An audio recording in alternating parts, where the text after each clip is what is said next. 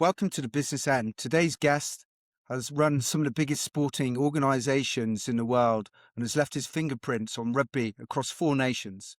David started playing rugby aged 9 in Kenya. He played rugby in Australia before a serious knee injury finished his career. He was the executive director of New South Wales Rugby, the first CEO of Zanzibar, and one of the 5 people who negotiated a $555 million broadcast rights deal with News Limited. This directly led to the IRB declaring the game of rugby professional. He became the CEO of Australia's National Rugby League during the final stages of the Super League War, led the New Zealand Rugby Union, ran Sport England, and was the chief executive of the Welsh Rugby Union, where he created the regional system that still shapes the game today, or just about. David has been at the very top of sport, led how he's handled challenges and what business can learn from his journey.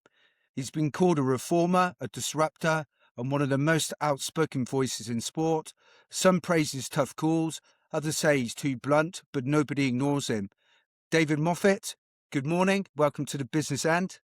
Welcome, David. Thank you, guys. Welcome. Thank you. Well, when you read that, it looks like I've actually achieved something in my life. But I guess the thing for me is that I've actually had a great career in business and in sport, and I'll be forever grateful. Yeah, absolutely. We'll dig into what you've done now and talk about it. You've been very humble there, David. Yeah. You've been very successful in sport and business, and one of the first questions we like to kick off is, what do you think is in your DNA that made you such an elite performer in sport and business? Well, I suppose I would have to say it's the DNA I inherited from my grandfather on my mother's side. He lived in Doncaster, and he was a tic-tac man on the race course, so you can understand what sort of person he was, larger than life. He was also renowned for his pickled onions and sugar mice. I'm not sure if you even know what they were, but at the time, he was pretty successful. And I think I inherited my business acumen through himself. But I think it's very interesting with my Yorkshire/Australian background. I suppose there, you know what Yorkshire people are like. We never give up. And so that sort of has, and neither do Australians, although I fear for the country at the moment, but there is a thing about Australians about never giving up. The other thing too is that one of my greatest assets is that people underestimate me, and I've recognized that as something that actually works very well for me, because I slip in underneath the radar, and I'm and you're obviously competitive. Did you think that you found that when you were playing sport from a younger age, or did you find that or develop that with your business career later on? And how does some of this DNA that we talked about in the last question, how's that come into the organisations that you've led over the years? Well, if you take sport and business, I've spent my entire career surrounding myself with people who are better than me. And that's sometimes used these days, as one of those business speaks that I don't like very much. But on this occasion, I actually do that and have done that all my life, because I don't know everything and I'm not the best at everything. But I've been very fortunate to surround myself with people who are better than me. Then what we do is, what I set out to do is agree our purpose and values, and then trust them to, and we'll get onto it a little bit later. I have no time for the 1800s hierarchical system. I think that it holds organizations back. And, so I endeavor to actually, if you walked into my office in Wales, I didn't have an office. The first thing I did when I got in there was to tear down the walls of this office. And I would be sitting there with the team. And if somebody walked in, didn't know me, they wouldn't even know I was the chief executive. And that's, I think you have to be you have to have humility as well when you are when you're a leader.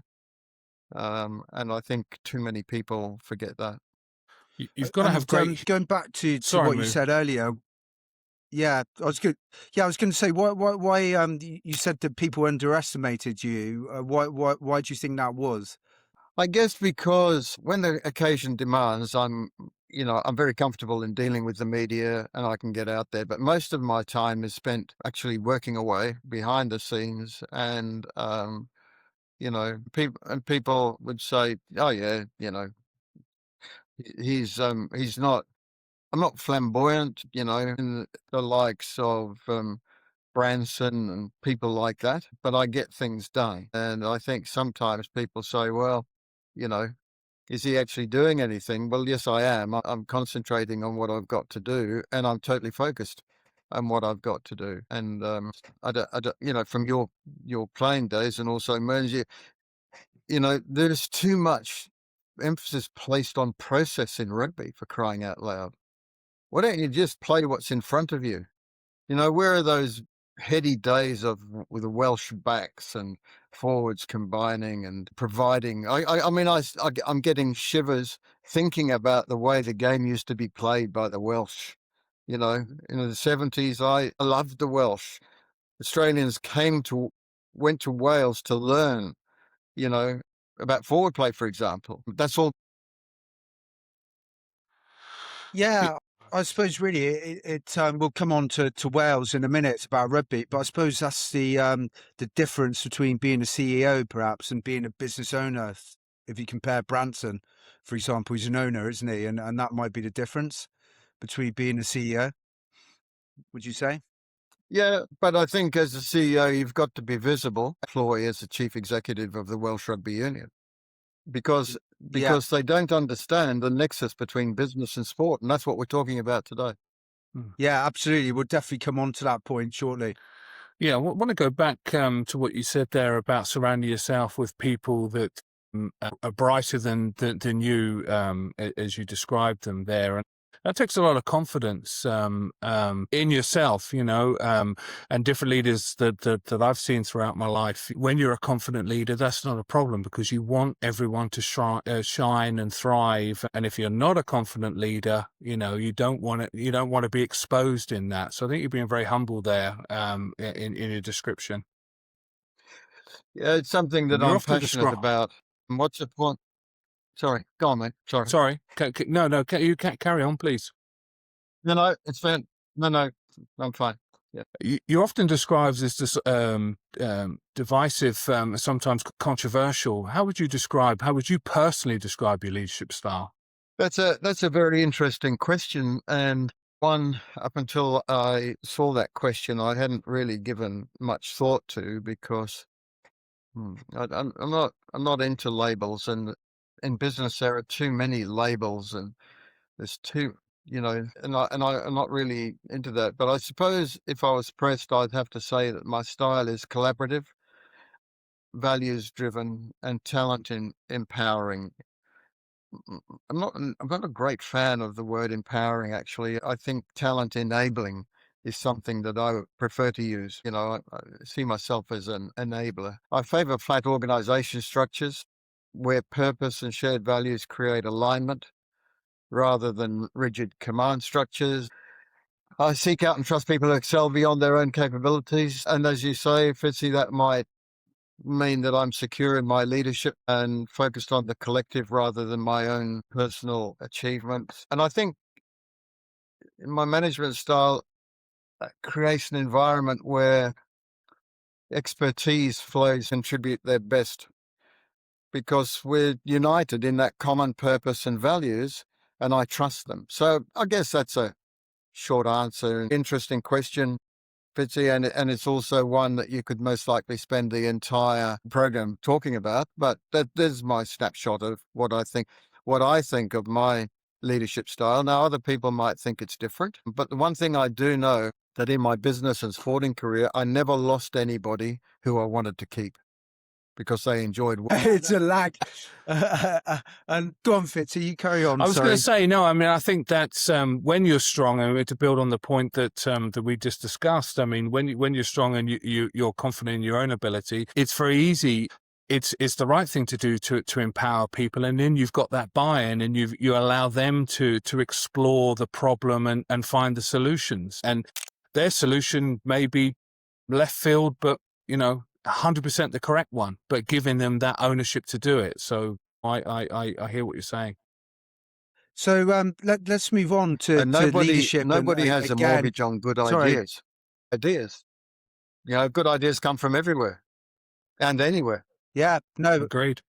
absolutely. Agreed. So we'll dig deeper now into leadership style and dealing with perhaps conflict. So let's talk about Welsh rugby, which is a good subject, which is perhaps divisive in Wales about the closure of the Celtic Warriors. Some people thought it was fair, others thought it was wrong, and obviously you got some ways. But within Welsh rugby, within 3 months, I'd created enough chaos around the future of the professional game. And that does several things for me. It exposes everybody and exposed the clubs who voted for it by 98.5%. And it also exposed a lot of staff who just couldn't cope and were never going to cope. If they couldn't cope with my short-range chaotic period, then they were never going to cope with what was coming. I remember when in my very first interview that I did with the media, I told them that the situation was substantial, but it soon became clear that I was determined to fix Welsh rugby, which had been in the doldrums for a long time. In the first few years of professional regional rugby, we won the first Grand Slam in 27 years because we coalesced all of the talent into originally four teams. Now, what happened with the Warriors is the Pontypridd part of that never wanted it. They never supported it. Pontypridd itself had been through a couple of times, and so therefore they didn't have any money. Samuels, who was the owner of Bridgend at the time, eventually he was quite wealthy, but not wealthy enough to withstand the losses. And he sought me out and said that he would prefer to get out. And that's how that happened. But, people have got a very short memory when it comes to that period. When I got to Welsh rugby, they were trading whilst insolvent. And the only reason they were kept alive and to survive was through, and they were a great bank, Barclays at the time. That were the only people that actually were keeping them going. They lost £3.5 million that was in 2002. So I had to turn that all around, and I had to turn it around quickly. So I went to the bank and BT and got them to take a haircut. We got the debt down from over £70 million down to mid-40s. There was a plan in place to actually service that debt and start building some cash reserves. And we won the first Grand Slam. And the big thing that didn't happen, though, was the fans voted with their feet. They didn't support regional rugby because the Welsh are different people. They think they've got a mortgage on parochialism, and so they will only ever think about their valley and nothing else, not really all that overly concerned with the overall health of the game, even at the amateur level. So, there were very difficult times. By 2009, I was calling for a review of regional rugby, that they should go back to 4 clubs, be club-based, because it wasn't going to affect the size of the crowds, but it was going to give them more identity around the world even. So that's what in a nutshell happened there. I mean, we could talk all day about, the transition from Wales as not knowing what they were into something that they actually knew what they were for a period of time. Yeah, I mean, absolutely. And in terms of, obviously, from what you're saying, there was a divide between what the fans wanted and what the clubs actually wanted and their owners. So how would you try and how would you bring them together though? Or was that just impossible? Yeah, well, I just don't think it was possible in Wales. I really don't, because of this ingrained parochialism. Parochialism, I'm sure in Ireland, there's as much parochialism amongst the regions there as anywhere. There's as much parochialism in New Zealand. But what they did here, and I think in Ireland, have been a really, really good example of how to run a good rugby union, on the surface anyway. People decided that they were just going to get behind, the regional rugby here, in New Zealand, for the betterment of the All Blacks. They don't do that in Wales, but I think they do that in Ireland because there's that huge sense of pride. I think too many people in Wales thought that rugby was going to be the national sport forever and a day and nothing was going to change it. Well, it's not any longer. I mean, football in Wales has shown the way to move forward, and they do a much better job than the WIU. So it's a very interesting place, Wales. But I love them. I love them for what they are. What I don't love is the way the WIU has been run for the past decade and a half. Yeah, no, absolutely, and I think it'd be very difficult for Wales if they go back to the club system to work out what the four clubs are going to be, because they're never ever going to agree on that because they're all so close, like Neath, Swansea. Well, it takes somebody with a bit of Clefty, guts, Moose. Yeah. It takes somebody with a bit of guts, right? Yeah, absolutely. And did the stick that you would sometimes get for making that decision about the Celtic Warriors, would that ever get to you? No, not really. No, fair enough. Yeah. What was the point? They could never be a professional rugby club. There Yeah. wasn't enough support. They didn't have the right ground. You'd go back. I mean, the very final meeting I had with them, I actually laid it down. I said, guys, you can come to an agreement amongst yourselves as to we get down to 4. They came back with 5. They threatened to sue us. We had no money. And I said, or you can stay at 12. It's up to you. Yeah. And they did. Yeah. Absolutely. You mentioned, David, battles with the WRU board, and particularly it's quoted figures like David Pickering had even threatened legal action at one stage. Looking back, was that conflict unavoidable, or could it have been handled differently? And what does it teach leaders about standing their ground versus finding? Is that I did make some mistakes, and what I was trying to do was to get rid of David Pickering and the chief executive of the day, because they were driving Wales in completely the wrong direction.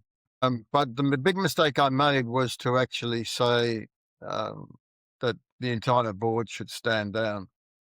So they dug their heels in and they said, no, that wasn't going to work. And I produced something that became known as a manifesto. And, I delivered that to every club. And still in that manifesto is everything that I was suggesting. If they'd done it, they wouldn't be in the position that they're in. So I was actually right. And what proved me to be right was that within 12 months, the clubs had actually decided that they'd had enough of this chairman and the CEO. And so they were ousted. Pickering, he got beaten in an election, and they came to some agreement with the chief executive. So I was right. You're most likely right. I could have gone about it a different way, but my view about Wales is that if you try and do everything by consensus, you'll never get anywhere, because it's not a consensual type environment or that sort of thing. I mean, so you have to actually be bold enough and brave enough to say, this is the road we're going down. You've got all your colleagues fully on board because they're living and breathing this daily. And you're going to have to trust us that this is the way to go. And eventually they come around, because, I mean, the clubs, even today, even with all that's going on in Welsh rugby today, with this sham consultation period, that if everybody got together and said, we've had enough of this, right? You're seeing Australia. We got Australians marching with the Australian flag in the streets. We've had enough. And in UK, I mean, and Northern Ireland, there's British flags everywhere because people have had enough. And I have exhorted the clubs to get on, and also to the Welsh Senate, and protest at what they're trying to do to their game. Yeah, I mean, absolutely. You made the point. It's the fans that are paying. That's where the money comes from within the WRU. Well, and the old saying as well, you can't lead from a Every crowd. sporting organisation learns. No, work away, David. What's Sorry, that, mate? yeah, A little bit of a lag, but I was No, I just mean, saying, you're entirely correct. I recently wrote something. I was just saying you can't lead from a crowd, and ultimately and effectively, the Welsh clubs and their members, the stakeholders, have the power to drive that change in whatever direction that they deem fit if they Yep. collaborate and mobilise. yeah, absolutely. And also the point you made as well. I mean, leaders have got to make decisions, and sometimes consensus, as you say, doesn't work effectively, and someone's got to make those tough decisions. I mean, digging in a bit deeper into your leadership style. I mean, obviously you worked in 4 very different cultures. How do you build trust quickly with people that you don't know? How do you build teams as well with people that you don't know quickly? I think my management style is very open. It's very transparent, and it's based on truth and trust. So wherever possible, I mean, I'd conduct fireside meetings with the media, and nothing was off the table unless it was. They could ask me anything, and I'd answer it. And I was doing that not for anything else other than to keep the fans informed about what was going on. Now you very rarely hear, when does Sweeney get out there and do a fireside chat with the media, or when does the current CEO of Welsh Rugby do it, or any rugby union put themselves in that position where they just are open and transparent. And so that's where I think you can gain people's trust. And you have to earn their trust. You can't go in anywhere and say, right, you got to trust me. You've got to earn it, and you can only earn it by what you do. And I use a phrase in the new company I'm involved in setting up, that we're doing it. That's it. We're doing it. We're not talking about it. We're not dreaming about it, although that does come into it, but we're doing it. And that's the same with taking people with you. If they see you as being decisive, knowledgeable, and prepared to, put your head above the parapet when it's required, then they're going to trust you. And it's no different from a good leader in business, people, that trust them. But let's face it, and we'll get onto this in a minute, I know, but the average company CEO doesn't get a high profile unless it's a very high profile company. They just get on with their job, and their customers and people work with them just do what they do on a day-by-day basis. Rugby's different to that because it means so much more to so many more people.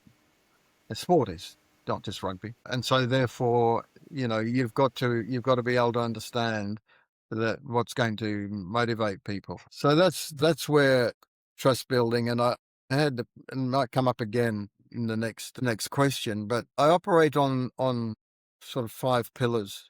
So if I'm going, when I went for the job with Welsh Rugby Union, I said to the board, I know I want you to actually do 5 things. I know how to run a rugby union. I know what I've got to do, but I want you, the board, to do these 5 things. I want you to challenge me, inspire me, motivate me, support me, and trust me. The only 1.5 of those that I ever got from the board was support and mostly, I suppose, trust. The first 3 never happened. You've led Sport England, NRL, New Zealand Rugby, and the WRU. Big organisations, big cultures, big politics. And what would you say was the hardest part of stepping in as an outsider into some of those organisations and trying to reform the system that maybe didn't want to change?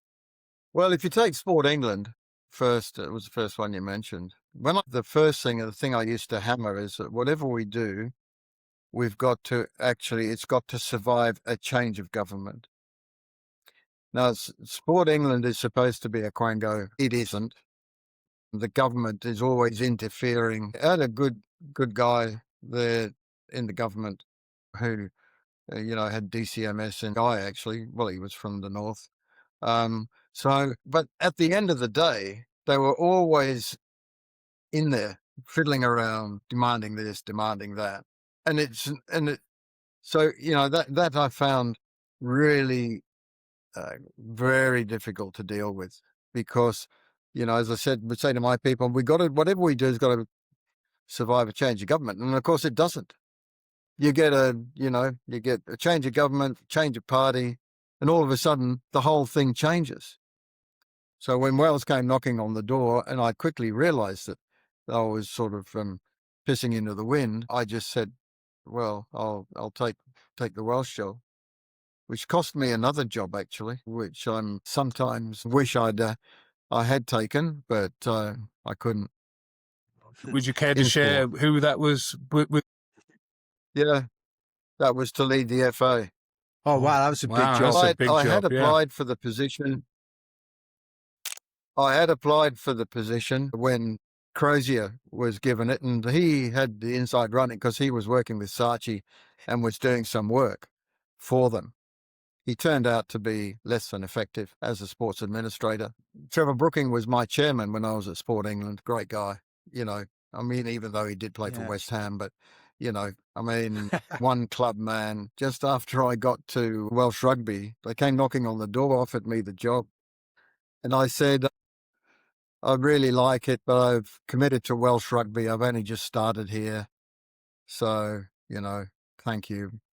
And I know, looking back, it was a job I really wanted. I'd love to have done it, but because I played a lot of football. I'd play rugby on Saturday, football on Sunday. I was a fullback and a striker. So I just see that it was a missed opportunity. But as in life, that timing wasn't right. Yeah. Yeah. I didn't really answer. I've got a little bit off track there, which is what I quite like doing occasionally, just to throw That's something okay. different in. But in order to get that change, you've got to take your team with you. If you show that from the very beginning, after you've created a bit of chaos to sort the wheat from the chaff, then I think you've got half a chance. If they see Yeah. you out there talking about their achievements, it makes them feel really good too. Yeah. Yeah. No, absolutely. I mean, we Shall I spoke give you about another chaos earlier, example? didn't we? I'll give you Vizzy? another. Sorry. Yeah. So if I give you another Go on, David. example Sorry. of my management style, just in here, there was a guy a guy called Paul Sargent, who I employed to run the stadium. He previously applied, and they employed somebody completely unsuitable for the job. And this guy had a fantastic CV, and he's gone on to have a great career.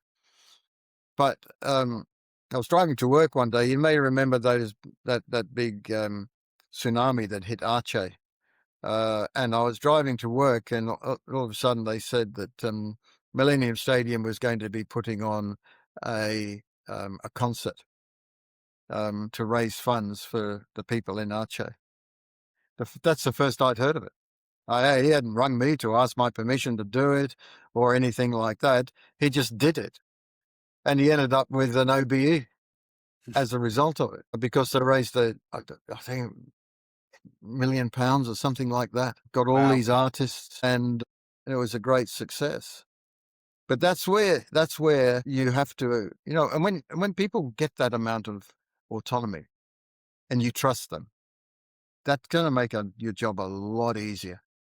For sure. Yeah, absolutely. And obviously part of being a great leader is being able to have difficult conversations with staff. So when you're leading, how do you convince people? Well, firstly, how do you have difficult conversations with people? And secondly, how do you convince them to follow you even if they don't agree? Okay, I think it's very important for them to understand that you're not going to die in a ditch for every one of your ideas. Because, as I said earlier, great ideas come from anywhere and also from anyone. And I believe that, and I support people with great ideas. But people will want to be part of an organization that has a real purpose, i.e., why do I get up every morning and go to work? Well, here it is here. That's our purpose. What are the values of this organization? There they are. We'll live those day by day. And, I'm not a great believer in planning forward, doing strategic plans for 3-5 years, mainly because once they're written, they're out of date. And most strategic plans get put in the bottom drawer, never see the light of day, never referred to. And I think too many people, certainly academics, I'm not a great believer of academia in business. I never went to university, but I've done pretty well. I know my first job when I left school was as a soft drink truck driver, delivering soft drinks around Brisbane. Yeah. And I know my Yeah. dad, who had committed to my future, he had a great life in Kenya. We came to Australia for my benefit, really. I know he wasn't very happy, but in the end, I think he was very proud of what I'd been able to achieve. So I mean, I just got off the track there a little bit.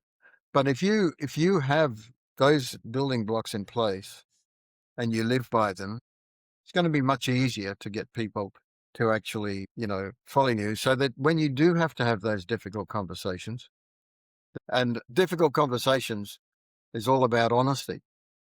And if you've encouraged and if you've shown honesty and you have to, let's say, let somebody go, and you sit down, you talk to them and you've spoken to them, you've tried to help them, hasn't worked, then at least they understand that you're going to be honest with them at a very difficult time. Yeah, absolutely. I mean, it's best to be honest. I mean, I saw something. We've got a player coming on the show tomorrow, and one of the things we're going to talk about is perhaps bosses being a bit more honest about when contracts come to an end and whether they're going to renew them. And in a business sense, if you're honest about people, there's a chance of redundancy. People can't disagree with honesty, and people respect it. But only if you've Yeah. been honest all the way through.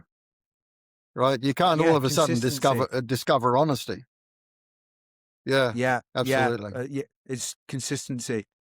Yeah, don't disagree with that. So, David, when during some of these challenges, when the headlines were negative and the pressure was on, how did you personally reset and keep going? Well, I've been having those conversations with the team internally, actually, when things have got a bit rocky following the announcement of our interest in taking over the Scarlets. And the one thing that I never did was read any bad press or listen to any bad press. There's no point. The people that are writing that stuff have got no idea what's going on unless I tell them, and I'm not going to be talking to them about every minute of my day. And I think if you go on places like X and devour all that content, you'll go mad. Because, I mean, the keyboard warriors on there have got no idea. They're only on there to cause problems. So I would never do that. But what I would do is if there was something positive, I'd definitely read it or listen to it. Because that reaffirms whether they're right or whether they're wrong. That gives me my understanding. I mean, always embraced criticism. At the moment, if you criticize most rugby unions around the world, and even if you're a journalist, they'll blackban you for having the temerity to actually question them. But I used to actually embrace it because they might just be right in certain things that they're criticizing you about. So that's what I do. I stay off social media as it became more and more prevalent. Yeah, I mean, you are not going, if you get 50% of the people agreeing with you, most likely doing well, right? So concentrate on them, but more importantly, concentrate on what you know. So quite often when you're in a high profile position, I mean, we've seen this with people who've, might have held senior positions, but no profile, absolutely zero profile, because who's interested in somebody who runs a passport office, for example, and what the passport office is doing? Nobody. But everybody, a lot of people are interested in what you have to say as the chief executive of a rugby union. And I think that is something that you've got to actually embrace and stay true to yourself and keep everything in in balance, I guess. Yeah, I mean, taking on board criticism is if it's irrelevant, you just dump it, and if it's you got to listen to it. If it's positive and you think it's going to improve you, But they and that's don't. the way of processing it. No, no, I mean, New absolutely, I Zealand agree with. rugby doesn't listen to any criticism. They just don't. They hate it. Because and I never criticise. I've been very critical of New Zealand rugby, Australian rugby, the RFU rugby, but I never criticise without coming with solutions. So it's all very well to criticise, but what's your solution? You know, because I can't remember a statue being erected to a critic, but I can Yeah, remember a lot of statues being erected to people who do things and make things happen. yeah, no, absolutely. I mean, I agree with that completely about criticism, and in actual fact, you see it a lot with elite sports people and actually business owners as well, where they are, maybe it's an ego thing, but part of their kind of personality is to be like indestructible, and to criticize them, they find it really hard. I mean, I was watching a whole series of podcasts on boxers, and they really struggled. Any sign of criticism, and they're seeing red, effectively. But it's so important to take on board criticism to grow anything, I think. and to filter it, Absolutely. and I think And as you've just embrace it. Yeah, yeah. getting Sorry, caught in the Fitzy. lag, but not at all, not at all, David. No, I was agreeing with both of you. I think being able to filter criticism, I mean, it's part of life. You get feedback. Sometimes it's good, sometimes it's bad, sometimes it's indifferent. And as you rightly point out, when you are the CEO of a rugby union, you're in the firing line for that. And there can be nuggets in there, and often there's not. But being able to filter it and not let it permeate your skin, so to speak, I think is a good maxim for life. So, moving on now to one of the main areas, really. Let's talk about governance of sport. I mean, when we first spoke, David, we discussed what business can learn from sport. But when it comes to governance of sport, say that business, well, basically, you're saying that the rugby unions can learn an awful lot from business. What are the key lessons, and what are the faults you would say with the WRU at the moment? Well, actually, I'm not 100% sure that's what I meant, and if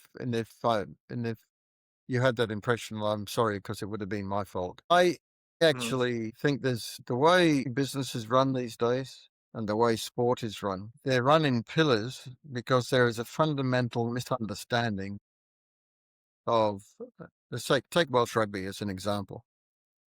Welsh rugby is too much of a business to be a sport and too much of a sport to be a business. And when you understand that between business and sport, and very few people actually understand that. I'm not even sure if they're aware, that that's the thing. But if you're not aware of it, then you will latch on to, oh, we've got to get a guy from the big end of town to come in because, he's been a successful businessman. He most likely will end up being a diabolical sports administrator.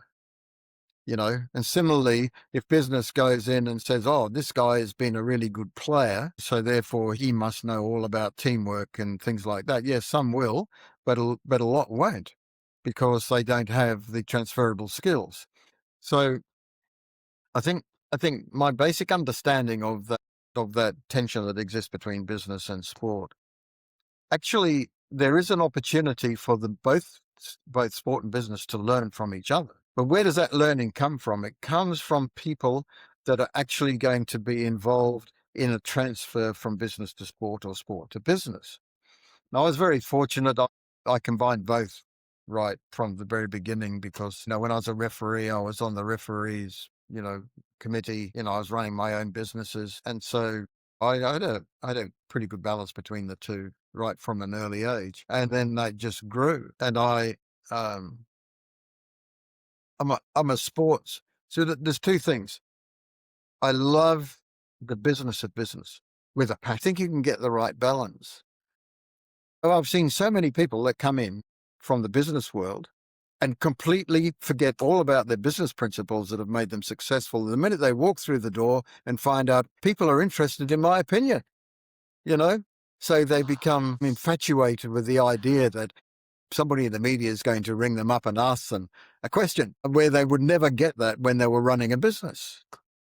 So then their fandom for what they're doing takes over, because all of a sudden people are interested in what you've got to say. And then they leave all of their business principles out the door. And we see that happening in Wales now. There are 3 people that are in charge of trying to turn Welsh rugby around at the moment. 3 people with no experience at rugby administration. They're all English and they all don't live in Wales. So what's going on there? They've got no feel for the Welsh, culture, the Welsh people. They've got no feeling for Welsh rugby and the history of it. So why have they got these people involved? Then you've got to look at the board. They appointed them, and you've got to say, well, how can this happen? How can you have such a disconnect between the business of rugby and the sport of rugby? And it happens all around the world. And it's very, very disconcerting to people like myself who have fallen out of love with rugby per se, because of the way it's played for a start. It's boring as batshit. It's become a game. I asked somebody on LinkedIn the other day if there was any guy out there who's a real stats nerd. You'll love this, you two. I asked them to tell me how many times do the forwards touch the ball in the modern game versus how many times do the backs touch the ball. And they've got one thing in mind. He's great at carting up the ball, falling on the ground, bang, bang, bash, drop. And then when they've done that enough times, then they kick it. Right? So how does all that come about? People without any vision, actually, about or understanding of their responsibilities to this great sport, or what was once a great sport. Sorry, I got a little bit off track there, but I'm a bit passionate about that aspect of the game, because more and more people are being driven away from the game, and there's not anything for that in sport. It's not going to be a very good outcome, potentially. And we're seeing that in the right people for the job, irrespective of their sex, colour, anything like that. Get the right people. Yeah. I mean, so in terms of, would you say that if you look at, say, the rugby unions around the world, we're talking specifically about WRU, that their clients are their fans at the moment, would you say? And that's what the WRU can learn from business. I think that's true right around the world. I was on the IRB, as it was then, for 7 years. And when I was there, they had a staff of they now have a staff of 250. The RFU, I believe, now has a staff of over 500. What the hell is that all about? It's revenue. The fans have got their hands all over it because they generate all the income. Whether they've got Sky TV or whether they've got buy merchandise, tickets, hospitality, any touch point, it's the fans, right? The union starts off with nothing, basically. Where do they get their money from? Fans and borrowings. That's where the money comes from. It's like a government. Where does the government get its money from? It isn't the government's money. They get their money from taxpayers and borrowings. Not many people understand. It's very simple. No, absolutely. Yeah. I'd like to come back and pick up on what you were saying about people from the high end of town getting involved with rugby and sort of losing the run of themselves in the process. Why do you think that happens, and what's the warning for business leaders listening? Well, I think mostly they're fans first, and then they lose their focus and their purpose. If you take World Rugby with its 250 plus staff, they are in the elite end of the game. That's not the purpose of the World Rugby. World Rugby is a governing body to make sure that the entire game is looked after properly. That the laws are right Take law 15. I'll let you guys look it up. The ruck law. Go and look at the pretty pictures of the ruck law and ask yourself, when did you last see that? But it's still the law of the game. The ruck law, law 15. Go and look it up and have a look at it. And you will not have seen a ruck according to their laws like that the last 25 years. Yet it still remains the law with pretty pictures showing what's a ruck, one person from each from the opposition, and rush out and want to play sevens. And rush out and start playing sevens because they turned up to what is generally a pisser. So, but they created this elite competition. And they've done it also with the World Cup. They've got this elite 12 who are going to be playing in this separate organizational thing that they've come up with, which is elite. And then they've increased it to 24 teams. So the poor old other 12 are going to get smashed in the World Cup because they're not playing and they're not developing as tier one nations. So World Rugby is saying, oh, yep, we're all about the elite end of the game. Stuff you down there. You're the people who actually in grassroots who produce all these players. They don't arrive ready-made to play test rugby. You guys are a testament to that. You know where you started. What's with all this elite stuff? And they go into America and they say, here we are. And you can watch or sevens or piss off and watch something else. So actually they do walk away. The average American walked into a game of rugby without somebody trying to explain what's happening. They'd walk out and they wouldn't go back because they've never asked a question. What do Americans want to watch? Well, we've got some surprises coming in that regard because we know what they want to watch, and we'll give it to them. But it's that myopic view about rugby as being so elite that is actually driving people away. So that's a long-winded reply. Sorry about that, but it's I think those things need to be said. So going back as well to the rugby unions, I mean, how can we make them accountable? I'm not just talking about WRU here. I'm talking about most of them around the world. Yep.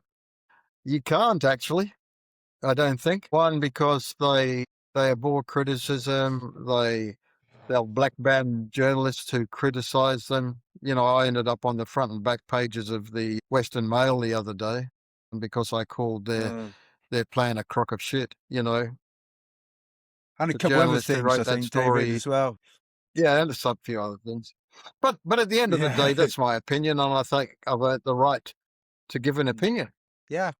And many people, the fact that you guys actually have got me on here today is somewhat of a validation that I might have something interesting to say. But ultimately, if you've got a voice, you've got to use it to try and get change. But to answer your question, I think mediocrity, self-preservation, and a degree of arrogance and ignorance will ensure that there are no changes made to the way rugby is governed. So if you were investors, sorry, Fitzy. No, you go work away. Do you think like the club owners, or they just accept it? Do you think it's down to the club owners to force governance to be accountable? Take the Premiership as an example. Now, the best run rugby competition in the world is the NRL in Australia, National Rugby League. They have 17 clubs at the moment, and they're going to go to 20. They provide $18 million Australian to the clubs every year, which covers their salary cap, women's salary cap, coaching and backroom staff, and other sort of centralized costs. And so those clubs are charging, right? And the game is growing exponentially because they've got enough money into the organization to be able to show that the clubs can not only just survive, but they thrive. And it's very well run. It's autocratically run by one guy, essentially, but in terms of the results, they're there for all to see. I don't believe in them going to Las Vegas. I think that's bullshit. But at the end of the day, that's what they want to do. And it's more about gambling than about anything else, I think, that presence over in Las Vegas. But yeah, I mean, take the RFU, for example. They do not, and the PRL, they do not provide clubs with equal funding. If you've got some England players on your books, they'll pay you more. Now, I understand that that's because those players have to have stand down time and all that sort of thing. But irrespective of that, the payments to the club, the same amount of money. And that's one of the things that I would be saying to Bill Sweeney is, and to the guy that is the bloke who runs the premiership, is increase your funding. If you want the game to really grow and to be successful on the world stage, increase your funding to the clubs so that you know that they're not going to fall over. And 7 of those clubs at the moment are in the red. Newcastle had to bring in Red Bull, and that could be a game changer with the way they do things for rugby. Give them more money, police the salary cap properly, like I enacted when I got to the NRL as a CEO there, and ensure that they're in a position to be able to survive. Retain promotion and relegation, because unlike sports in Australia and in America, there's no promotion and relegation. So halfway through the season, there's no interest. Bottom 5 teams in a 10-team competition never going to make it. So people lose interest. Whereas if there was promotion and relegation, they'd be maintaining their interest right until the very end because they don't want to go down. You've got this ridiculous thing where they're actually trying to follow a model that doesn't work. Shrink their vision down to how can we make the Prem the same as it is the top 14 in France. Okay, there the benefactors are continued to pour money in. Although I haven't, there's been an article at the written. I must read it a bit better than I did. I just skipped through it about Toulouse and about how it's really a powerhouse financially and on the field. So, so those are some of the things that I think that if I was having a conversation with Bill Sweeney, I would be impressing upon him that he needs to do. And it's not as though they don't generate the money, they do. But if you have an even competition and you have people interested in it, you're going to get better broadcasting rights money. I mean, it's chicken and egg. But if you're in control of something, you're the egg. So you've got to start understanding what the issues are and fixing them for the long term. Not a 12-month or a 2-year game, but the long-term future of the game. And it's a little bit like Bobbies on the Beat. Remember when they used to have Bobbies on the Beat? They'd walk around and they would control a lot of bloody things that now get out of hand because there's no Bobbies on the ground. There's no feet on the ground. It'd be the same thing. Get out of and go and talk to people. Go and talk to the fans and find out what they want. Do they want this game to be elite? As I understand it, the Sevens tournament lost 30 million euro last year.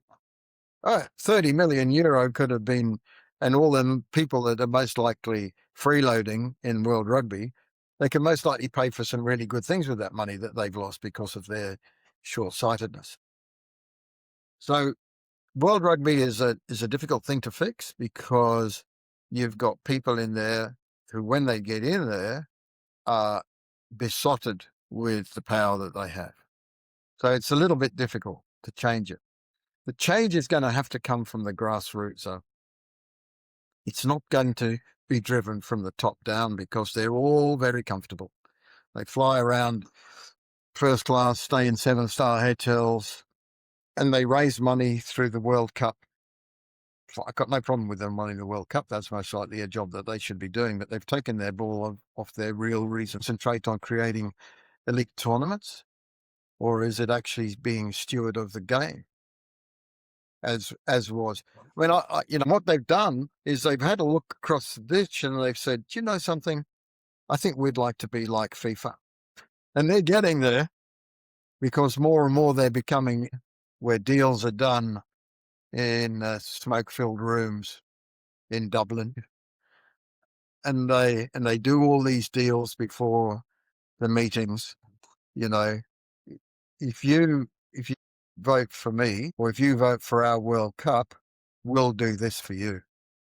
Now, when you've got a omnipotent chair who's been around that purpose to deliver on the LinkedIn, offer him to go there at half the money that Sweeney was on, and kick it into shape. I didn't get a reply to that one, but anyway. So you just have to go back to basics, go back to simplicity. Simple.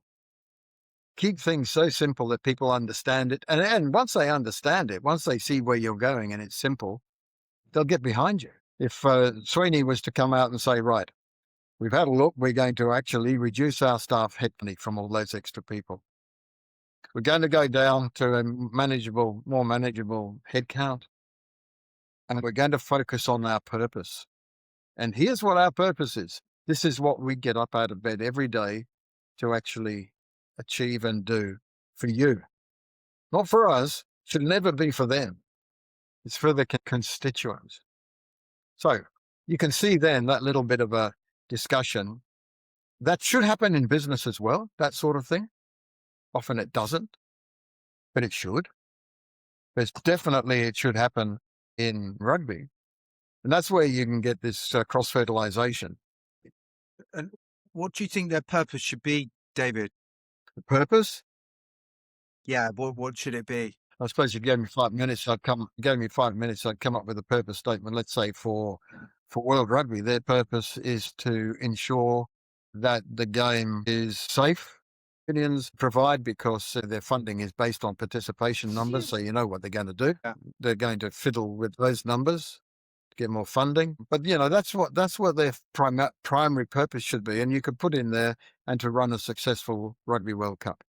Out of that, other than that, get out of the way. Let the people at the coalface actually do what they do, and stop interfering in things that, they've abrogated their obligations on the laws of the game, so they can't even get that right at World Rugby. So what are they? What are they? I don't know what they. Yeah, I think ultimately, as you say, it's down to like the grassroots to force the change, and that's where it's going to come from with the clubs, countries now. And what do you think your legacy would be, and how would you want The interesting thing is, when you leave a job like Welsh Rugby, I have a saying about that: the phone stops ringing. Okay, so you have to go through this period of adjustment where people are no longer really interested in what you've got to say, and you become irrelevant. Now, there's a lot of people, I guess actors and people like that are all the same. They, politicians especially, they suffer from lack of relevancy, and you can see it in a lot of politicians. I'm a student of politics. I love watching about American politics, British politics, and the rise of Farage, for example, has been very interesting to me. But this lack of relevancy can be actually very debilitating for a lot of people. I've been very fortunate that when I came back to live in New Zealand, I was writing and to pull any punches. The controversy over the last All Blacks coach, I'm put my 2 bobs worth in on that. But yeah, I think my one word on what I've tried to do, perhaps what I'm continuing to try and do. We're operating in a different space at House of Sports and Entertainment. We're operating in a real disruptor space, and you're going to see some very interesting things. Yeah, some of them absolutely. won't be related, some not. Mm. But yeah, I mean, it's yeah. Well, I've taken on this job of leading a startup, House of Sports and Entertainment, which is a wholly owned subsidiary of House of Luxury Group. And we're still early on, and we're still trying to figure out lots of things. but I've got lots of people. I put a little post in LinkedIn the other day saying as if people are looking for help with a club or whatever. And I've got a list of about 8 or 9 that just came from that, of potential clubs, and they range from baseball to rugby to football, rugby in France. So there's plenty there, I think, to keep us fully occupied. We've just got to develop and that's what I'm in the process of doing, a bit of a scorecard so that we don't waste our time or the sports time in saying, look, that fits or that doesn't fit. And what fits for us very much is community. I think one of the big mistakes that MLR have made in America is putting teams in big cities. Why are they doing that? I mean, the one down in New Orleans, I think, was playing on a university ground with no stands and all that sort of stuff. I mean, that's not what you want to see happen. Go to a smaller city and become part of the community and, and really see how that takes off. It'll be a lot better than going into a big city. So we're pretty clear on what we want to do. We want to help struggling teams that have got a potential to go higher. We're not talking about a Wrexham here because I think that's a one-off because of the star power of the owners of Wrexham, but it's an interesting lesson to be learned. And so there's that. We also want to be able to make a difference to the way in which the clubs are run, especially in the digital space, which is coming, which, I mean, the future of everything is Gen Z, Gen Alpha. And if you ignore the way they're going to consume sport, then you can consign your sport to the dustbin of history. And I think that's where, America. My wife came running into me yesterday morning and said, "Oh, Mr. Beast, he's bought the NFL." And because that had been reported on our radio here in New Zealand. So I said, "No, I don't think that'll be right because I don't think there's enough money in the world to buy the NFL, as a whole." Anyway, I looked it up, and what it was a brilliant advertisement. Went over 3.5 minutes, along with the guy that is the commissioner for the NFL and Mr. Beast. And it was simply an extended advertisement for watching a free NFL game on YouTube this weekend. But it was brilliant. If you get an opportunity, to anybody listening, watch, look it up because Well, yeah, it's mind blowing. yeah, I definitely will. Yeah, and that's so check that out. And that's where you've got to learn. I learn every day. I learn something new every single day. But this is where you've got to look at what's working. Okay, we're not Americans, Australians are, I always say Australians are more like Americans, Kiwis are more like the Brits, very restrained, other than when you get into football. So what rugby needs to do in, let's say, in the UK, is look at the football model, which they've tried to follow financially, terribly unsuccessfully. But look at the fan engagement, but without the violence and without the segregation. So what can we learn from them? Might take a couple of things away from it. What can we learn from America and the way they consume sport and that brash American? Have you guys seen Savannah Bananas? Or Yes, Banana no. Ball? Yeah, I'm familiar with that. You have? Yes.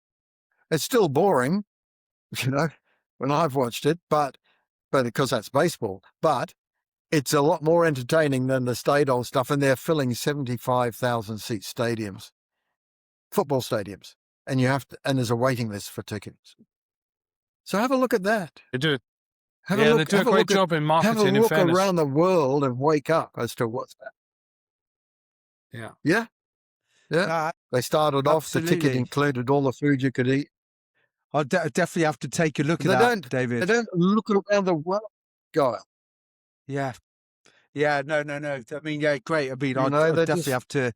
I mean, what's your thoughts, Fitzy, on American sports and what the rugby could learn from American sport being based in America? Yeah, I mean, I think there's a lot that can be learned. It really doesn't matter which sport we're talking about here: football, baseball, hockey, basketball. It permeates through the community, and fans are rabid for it. And I think there's there's a lot more that we can learn in the rugby world. And there are some examples of, we mentioned Toulouse there. I'm a big fan of what they're doing and how they engage with their community and bring people on board. But I do think there's some lessons we can pull from North America and integrate in what we're doing in rugby. Yeah, absolutely. So, David, thank you. We'll go on now to some short, quick fire questions and short answers. And the first thing that comes to mind: who's the worst to deal with, the WRU or a bunch of politicians?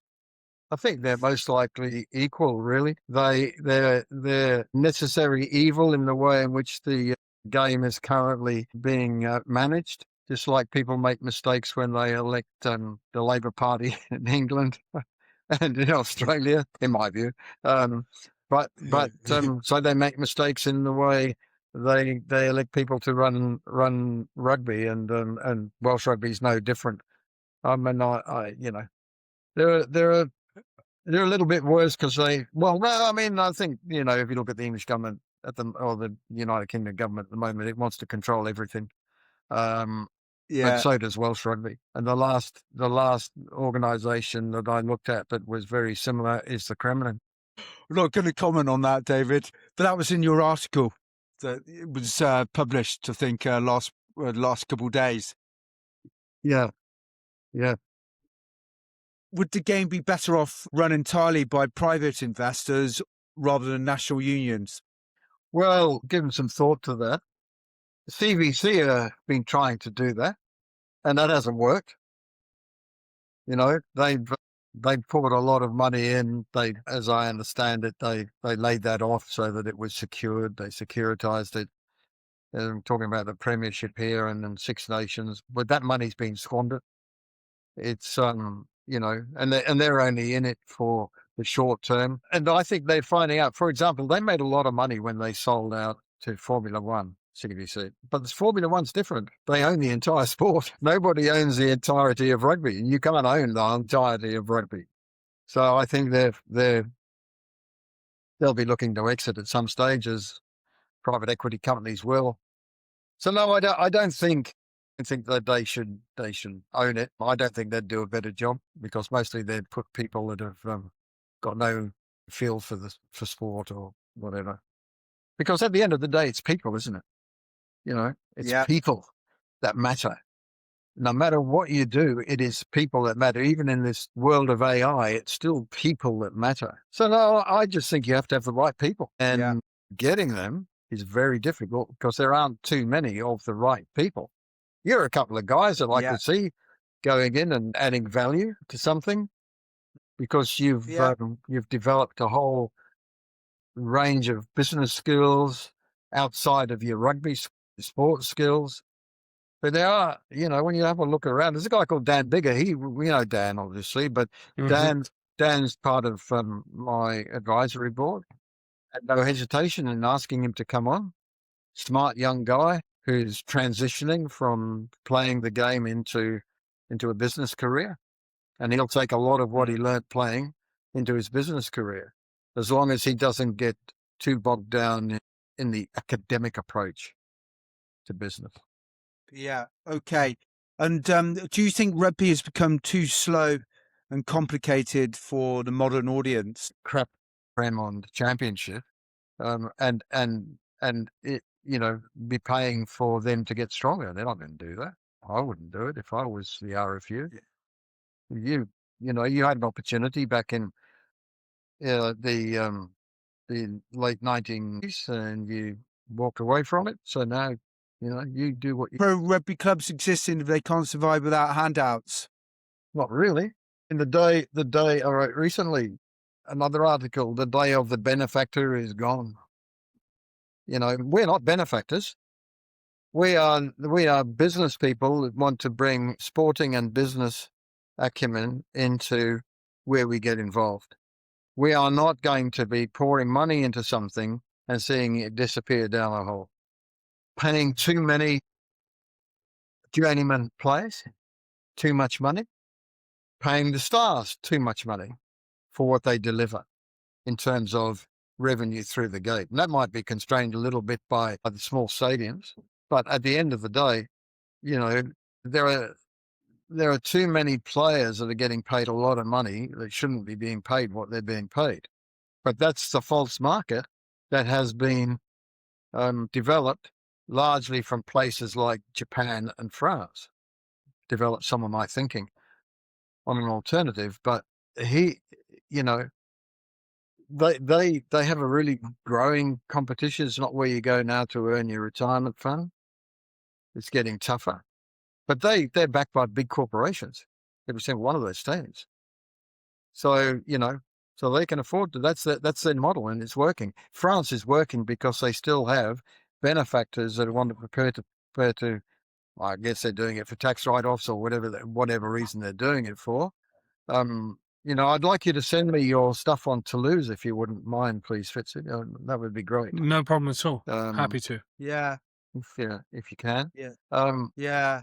And I was going to say, I mean, obviously, you know what I'm saying. I mean, it's. Sorry. No, carry on, David. Carry on. No, I just think there needs to be a fundamental reset. When we got involved in raising money to pay players, and then the game was declared open, which I think was a mistake, actually. They shouldn't have declared the game open. They should have said this part of the game is going to be professional, like golf, for example, right? It separates out the amateur from the professional games. And perhaps that can still happen. Because you've got clubs in the 5th and 6th divisions in Wales where the players are expecting to be paid because the game's open.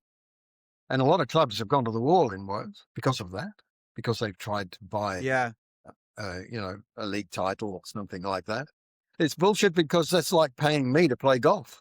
I can play all right, but you're never going to pay me to play. That's my hobby. Yeah. And that's where the whole thing has got right out of kilter. Yeah. It's just, it's just bizarre. And we never thought that would happen as we finished. Yeah. It just came out. So, last quick fire question. Do administrators of the game secretly think that they would make better coaches than the actual coaches? I don't think the actual administrators do, but I think board members do. And some administrators do. For example, I believe that and pick up on your leadership, because your leadership traits and your qualities, and for people to learn from it, basically. Yeah. It is saying, well, thank you very much for having me on, and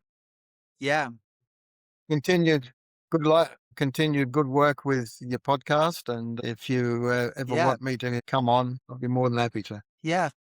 It's been an absolute pleasure to have you on, David. As you said, you've given us lots to think about, and that's, sparking debate. That's what leadership's about.